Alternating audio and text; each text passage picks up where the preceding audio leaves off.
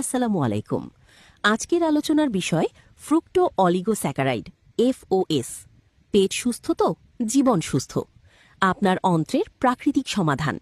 আজকের আলোচক star golden lion ডাক্তার নিয়ামুল কবির পিপলু স্যার।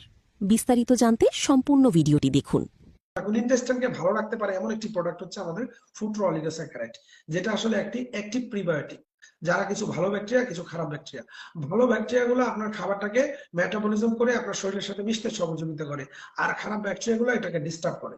এই খারাপ ব্যাকটেরিয়ার সংখ্যা যদি বেড়ে যায়, তাহলে দেখেন আপনারা স্ক্রিনে দেখতে পাচ্ছেন এই ধরনের সমস্যা মানুষের তৈরি হয়। ডায়রিয়া, কোষ্ঠকাঠিন্য, ডিসপেসিয়া, ফ্যাটিক, ওয়েলথ, লো ইমিউনিটি, অনেক ঠান্ডা লাগা, অ্যালার্জি।